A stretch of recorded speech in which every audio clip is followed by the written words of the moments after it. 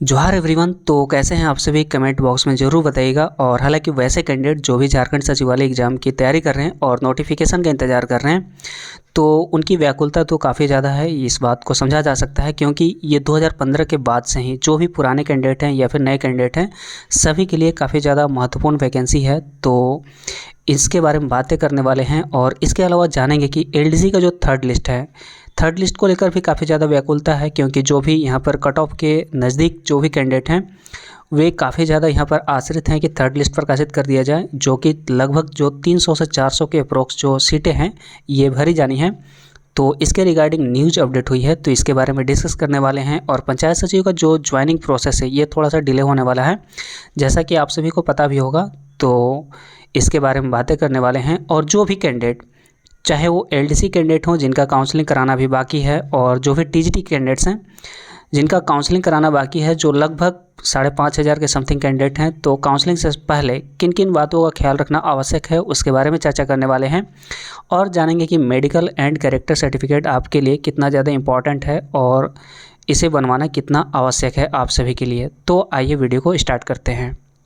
Video के starting में जो मैंने आप सभी से समाचार पूछा, हालांकि ये पूछना नहीं चाहिए था, जो कि स्पष्ट तौर पर दिख रहा है। हालांकि इंडिविजुअली तौर पर कुछ अलग अलग हो सकते हैं आप सभी का, जो कि कमेंट बॉक्स में बता सकते हैं। लेकिन अगर वैकेंसी वाइज बात करें और यहाँ पर जो नियुक्तियाँ दिए जा रही हैं या फिर जो वैकेंसी आने वाली है उसके आधार पर बात करें, तो ये स्पष्ट तौर पर दिख रहा है। जैसा कि आप यहाँ पर देख सकते हैं, सोनी कुमारी, अगर यहाँ पर खुशी का पैमाना के आधार पर अगर बात करें यहाँ पर घटते क्रम में, तो जो सबसे ज़्यादा सबसे टॉप रैंकिंग पर है यहाँ पर सोनी कुमारी, जो कि हालांकि लगातार संघर्ष का परिणाम भी मिला। और परिणाम इस कदर मिला कि मिनिमम कट ऑफ के आधार पर इनकी नियुक्ति करा ली गई और सबसे पहले करा ली गई। सबसे पहले यहाँ पर प्रेफरेंस दिया गया कि कहीं ऐसा ना हो कि इनके द्वारा कंटेम्प्ट कर दिया जाए। तो इस तरह से डर की वजह से सबसे पहले इन सभी को नौकरी दिया गया, जो भी कंटेम्प्ट में शामिल थे या फिर जिनका भी मिनिमम कट ऑफ के अनुसार नियुक्तियाँ दी गई।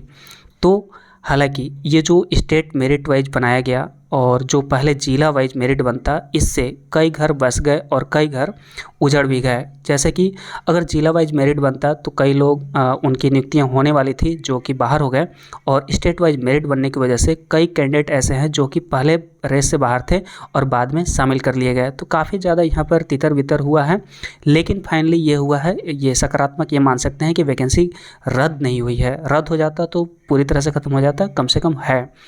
तो यहाँ पर अगर फर्स्ट रैंकिंग की बात करें तो यहाँ पर सोनी कुमारी हैं, और उसके बाद अगर बात करें तो जितने भी कैंडिडेट हैं जिनका भी जो मिनिमम कट ऑफ के अनुसार पर यहाँ पर नियुक्तियाँ कराई गई, या फिर जो जिनका भी जिला काउंसलिंग करा लिया गया था, जो 3300 के समथिंग जो सीटें यहाँ पर फिलअप कर ली गई हैं, जिन्हें नियुक्ति पत्र दे दिए गए मुख्यमंत्री हेमंत सोरेन जी के द्वारा, तो वे सभी हैप्पीनेस में यहाँ पर रैंकिंग में ऊपर हैं। जैसा कि आप यहाँ पर देख सकते हैं किस तरह से यहाँ पर माहौल क्रिएट करके पूरी तरह से यहाँ पर मुख्यमंत्री हेमंत सोरेन जी के द्वारा सभी को नियुक्ति पत्र दिया गया।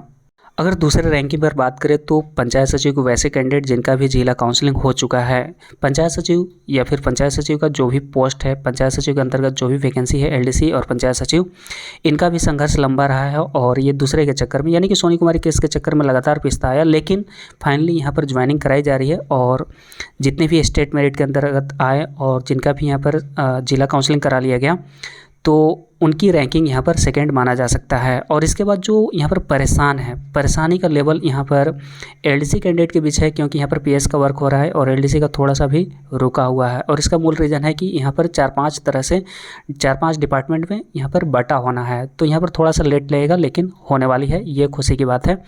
और अगर इसके बात करें थर्ड लिस्ट का, एलडीसी थर्ड लिस्ट मतलब वैसे कैंडिडेट जो भी कट ऑफ के आसपास हैं और इंतज़ार कर रहे हैं। हालांकि ये लगभग 300 से 400 के बीच में सीटें हैं एलडीसी का। तो आज की मिली जानकारी के अनुसार ये जो थर्ड लिस्ट है, एलडीसी का जो थर्ड लिस्ट है, निश्चित तौर पर आने वाली है। और इसका जो ये डाटा है, मतलब कब ये प्रकाशित किया जा सकता है, या फिर इसके रिगार्डिंग जो वर्क है कब तक किया जा सकता है, या फिर जो हो सकता है कि कुछ टाइपिंग वगैरह भी लिया जा सके, मतलब लिया जाना पड़े, तो इसके रिगार्डिंग जो न्यूज़ है ये 3 से 4 दिनों के बाद अपडेट हो जाएगी, जो कि इस चैनल पर आप सभी के साथ साझा कर दिया जाएगा जैसे ही न्यूज़ प्राप्त होती है। तो तो अभी तक ये क्लियर हुआ है कि एलडीसी की जो थर्ड लिस्ट है ये निश्चित तौर पर आने वाली है, जो भी कट ऑफ के आसपास हैं आप श्योर रहिए। अगर इसके बाद अगर बात करें तो सबसे ज़्यादा जो परेशान कैंडिडेट है ये झारखंड सचिवालय के कैंडिडेट हैं। सबसे नीचे रैंकिंग झारखंड सचिवालय कैंडिडेट है, जो कि लगातार यहाँ पर 2015 से ही इंतज़ार कर रहे हैं और यहाँ पर लगातार उनके साथ छल किया जा रहा है। और हालांकि पिछला दिन जो मैंने बताया था कि 3 से 4 दिनों के उपरांत में यहाँ पर जो नोटिफिकेशन है ये अपलोड हो जाएगा जेएसएससी की वेबसाइट पर, लेकिन अपलोड नहीं हो पाया। इसका मूल रीज़न है यहाँ पर विभिन्न जो रिक्तियाँ हैं ये रिक्ति के विवरण नहीं मिल पाना। और हालांकि ये जो स्टेटमेंट था ये चेयरमैन का स्टेटमेंट था, जेएसएससी के चेयरमैन का स्टेटमेंट था कि 3 से 4 दिनों के उपरांत यहाँ पर नोटिफिकेशन जो है जारी कर दिया जाएगा। और हालाँकि अगर जेएसएससी की बात करें तो उनका तो पहले ही से स्टेटमेंट था कि फर्स्ट वीक में जारी कर दिया जाएगा, मई के फर्स्ट वीक में, लेकिन ये लगातार फिसलते जा रही हैं। और अब यहाँ पर 4 से 5 दिनों तक कोई भी सीन नहीं दिख रहा है नोटिफिकेशन जारी होने को लेकर। तो 3 से 4 दिनों के बाद क्या कुछ स्थिति स्पष्ट होता है तो ये सारा चीज़ आप सभी के साथ साझा कर दिया जाएगा। तो फिलहाल तो अभी नहीं ही आ रहा है, तो जैसे ही अपडेट होगा आप सभी के साथ साझा कर दिया जाएगा। और झारखंड सचिवालय के अगर आप कैंडिडेट हैं तो वीडियो को आप तभी देखें जब यहाँ पर वीडियो के थंबनेल में जेएसएससी सीजीएल लिखा हुआ। अगर पंचायत सचिव की बात करें तो यहाँ पर ज्वाइनिंग डिले होने वाली है, क्योंकि जो 24 तारीख तक यहाँ पर जो डिसाइड किया गया था विभिन्न डिपार्टमेंट्स के द्वारा कि 24 मई को ज्वाइनिंग देना है जितने भी पंचायत सचिव हैं उन सभी को, तो ये चीज़ अब डिले होता नज़र आ रहा है। क्योंकि यहाँ पर उस दिन 24 मई को दिन यहाँ पर जो राष्ट्रपति हैं द्रौपदी मुर्मू जी आ रही हैं और उनको लेकर काफ़ी ज़्यादा व्यस्तता है विभिन्न डिपार्टमेंट में और सुरक्षा को लेकर। और हालांकि विभिन्न जज भी आ रहे हैं और उस दिन जो मुख्य सचिव हैं वो भी अब्सेंट रहने वाले हैं, तो काफ़ी ज़्यादा चांसेस है कि ये जो डिले है होने वाली है और ये फर्स्ट वीक में यानी कि जून के फर्स्ट वीक में संभावित है।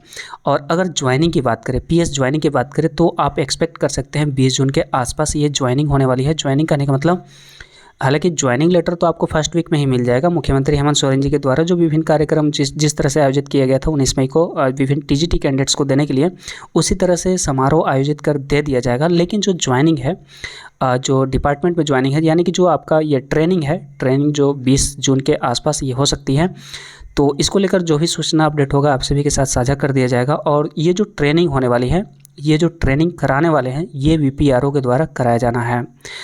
मुझसे खुद वीपीआरओ यहाँ के खुद बोले, जहाँ पर मैंने डीवी जो जिला काउंसलिंग कराया तो उनके द्वारा स्पष्ट तौर पर बताया गया कि हम ही वहाँ पर हेड रहने वाले हैं और हमारे ही इंस्ट्रक्शंस के अनुसार यहाँ पर ये जो ट्रेनिंग है ये सारा चीज़ होने वाला है। और हालांकि उसके लिए 2 ड्रेस कोड रहेगा, तो ड्रेस कोड वो डिसाइड मतलब वो जो विभिन्न जो वेबसाइट है विभिन्न जिले का वेबसाइट, तो वहाँ से आपको सूचित कर दिया जाएगा। और जितने भी कैंडिडेट हैं, जो भी एलडीसी कैंडिडेट हैं या फिर जो टीजीटी कैंडिडेट्स हैं, आप सभी के लिए जो भी आगामी काउंसलिंग होने वाली है तो उसमें जो महत्वपूर्ण बातें हैं इन सभी बातों के साथ आपको ध्यान रखना है कि आगामी काउंसलिंग के लिए जब भी जाएं तो आप फॉर्मल ड्रेस के साथ जाएं, यानी कि फॉर्मल जो भी है ब्लैक पैंट या फिर वाइट शर्ट, यानी कि फॉर्मल कहने का मतलब एक ही कलर का होना चाहिए पैंट और शर्ट, हो सके तो बेल्ट लगा लेना है और हो सके तो जो शूज़ है यानी कि जो जूते हैं वो भी फॉर्मल होने चाहिए,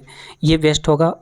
ये मैं आप सभी के साथ इसलिए साझा कर रहा हूँ क्योंकि जो भी विभिन्न कैंडिडेट थे जो गमछा लगा कर आए हुए थे या फिर जो फॉर्मल ड्रेस में नहीं आए हुए थे उन सभी को थोड़ा इंस्ट्रक्शन दिया गया था, जो भी वहाँ पर पदाधिकारीगण थे उन सभी के द्वारा। तो इन सभी चीज़ों को ख्याल रखना है।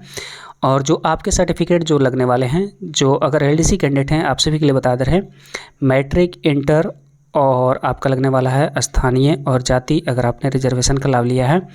और हालांकि आधार कार्ड और पैन कार्ड किसी किसी ज़िले में मांगा जा रहा है, किसी किसी ज़िले में नहीं मांगा जा रहा है और किसी किसी ज़िले में तो एडमिट कार्ड भी मांगा जा रहा है मैट्रिक इंटर का, लेकिन किसी किसी ज़िले में नहीं मांगा जा रहा है।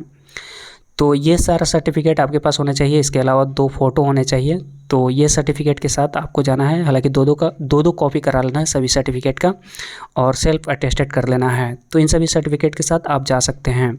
और सबसे जो ज़रूरी बात है मेडिकल और कैरेक्टर की अगर बात करें तो मेडिकल आपको एनी हाउ बनवा ही लेना है। मेडिकल मैं इसलिए बनवाने के लिए कह रहा हूँ क्योंकि अभी हाल ही में जो टीजीटी कैंडिडेट्स हैं काफ़ी ज़्यादा यहाँ पर एक साथ यहाँ पर भीड़ हो गया, जितने भी यहाँ पर हॉस्पिटल हैं उन सभी में, क्योंकि अगर एक दिन भी अगर डिले होता है तो आप यहाँ पर जूनियर और सीनियर हो जाते हैं। तो मेडिकल सर्टिफिकेट आपको ख्याल रखना है कि आपको बनवा ही लेना है पहले, यानी कि ट्रेनिंग से पहले आपको मेडिकल सर्टिफिकेट बनवा लेना है। और अगर आपके पास टाइम है तो कैरेक्टर सर्टिफिकेट भी बनवा सकते हैं। हालांकि अगर आप एलडीसी कैंडिडेट हैं तो बनवा ही लें। और पंचायत सचिव में हालांकि ये लगने वाला नहीं है, लेकिन आप बनवा सकते हैं, आपके लिए अच्छा रहेगा। क्योंकि जो कैरेक्टर सर्टिफिकेट बनता है ये लाइफ टाइम के लिए बनता है। और अभी आपके पास मौका है कि आपके पास वैलिड रीज़न है, पंचायत सचिव क्वालिफाई किए हैं तो आसानी से बन जाएगा। क्योंकि वहाँ पर रीज़न देना होता है कि आप किस लिए बनवा रहे हैं। तो अगर आप बनवा लेते हैं तो ये बेस्ट स्थिति होगा, क्योंकि कैरेक्टर सर्टिफिकेट बन जाने के बाद वो लाइफ टाइम वैलिड रहता है।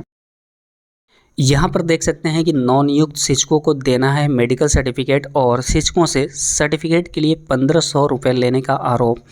तो इस तरह का कंडीशन वहाँ पर हो सकता है अगर एक बार में सभी कैंडिडेट अगर चले जाएं मेडिकल सर्टिफिकेट बनवाने के लिए ट्रेनिंग से पहले, तो ऐसा सिचुएशन क्रिएट हो सकता है। तो इसमें हो सकता है, हालांकि यहाँ पर मेडिकल हैं, जो भी हॉस्पिटल हैं उनकी भी लाचारी है। क्योंकि अगर एक साथ इतने कैंडिडेट पहुंच जाते हैं तो उनका भी हाल थोड़ा सा तो निश्चित तौर पर ख़राब होगा ही।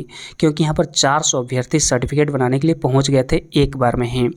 तो इनका मेन रीज़न ये था कि अगर एक दिन भी अगर डिले होता है तो आप नौकरी में एक दूसरे से जूनियर और सीनियर हो जाते हैं, जो कि काफ़ी ज़्यादा मायने रखता है बाद में।